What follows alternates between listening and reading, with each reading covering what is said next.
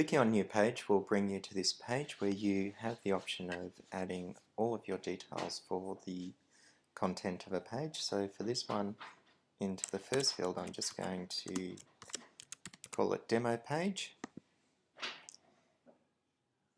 Now to create the text, I'm just going to use some lorem ipsum. I'll copy and paste that in. Now you have the option of adding a few different things into this page. You can do it using the visual editor, or if you know a bit more about what you're doing, you can use HTML. So for instance, if you wanted to make something bold here in HTML, you would use a strong tag. So I'll make this whole first paragraph bold. Then if we go back to the visual editor, then you can see that it's made that bolded. The alternative would be to just, in the visual editor, highlight what you want bolded and click on the bold button up here and maybe italicize it. So you can, for a lot of your needs, you're just going to be happy just working with the visual editor. So for instance, I want to add a page title.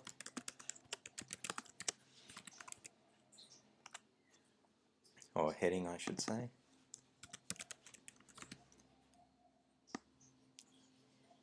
Then you can use the header tags in here if you have actually set it in the theme options for the way that displays. Alternatively, because being search engine friendly is not overly important for what we're doing in Facebook for these pages, we could just decide to say, okay, I'm going to make that a larger font size, and I'm going to say, okay, I want to change that to a, let's make it a red heading.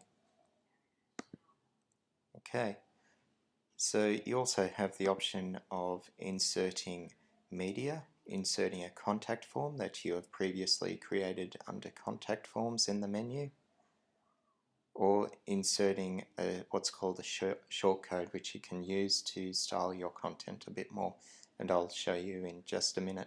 So first I'm just going to add in an image, and you have the option of adding from your computer, from a website URL for an image.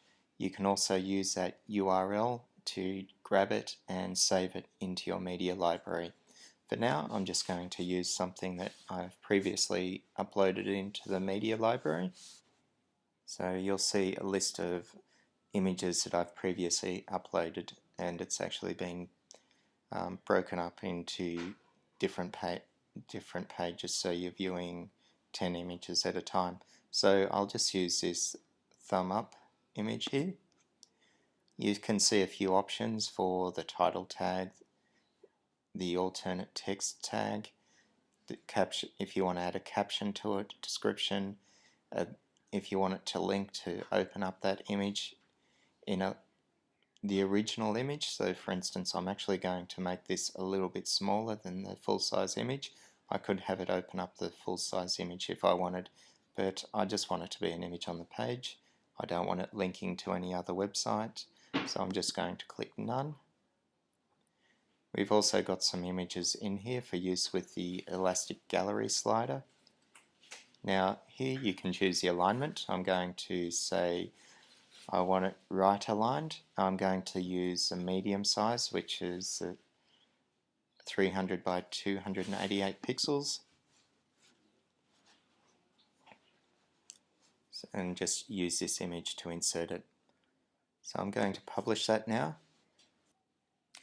Okay, so here I've got it in Facebook, in the website that I've previously added as a Facebook app. Clicking on Demo Page, I can now see that, okay, this is a page heading, I've got the content, I've got where I right aligned the image. Now there's a few more things that we can do. Going back into edit that page again, I'm going to use the option of inserting a shortcode for columns. I'm going to say, okay, so here you've got all the shortcodes that you can use for further styling of your content.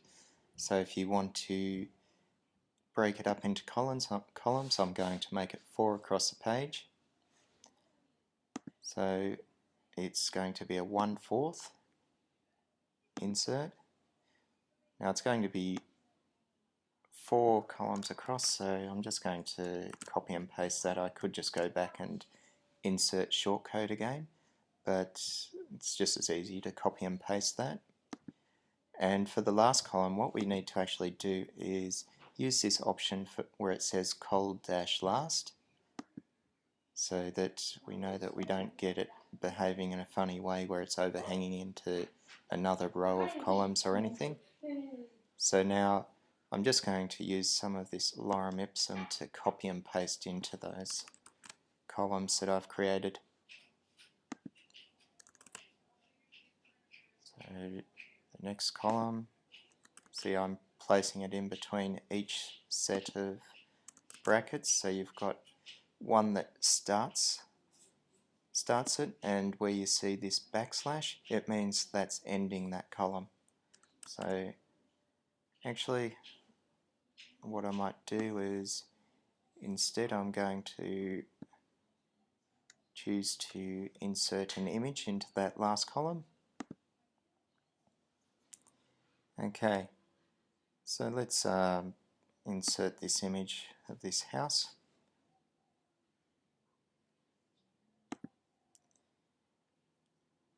And we'll just use this image.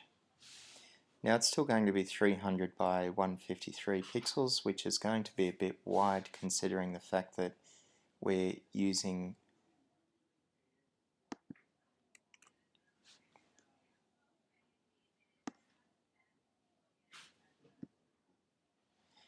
columns, 4 columns across, so I can either click on the HTML, actually I can click on this image to edit. I can use the percentage to alter the size, or I can click on advanced settings and alter the width and height in there.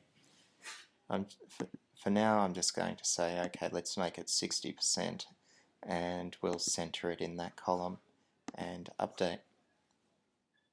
Okay, so now let's update this page and see what it's done.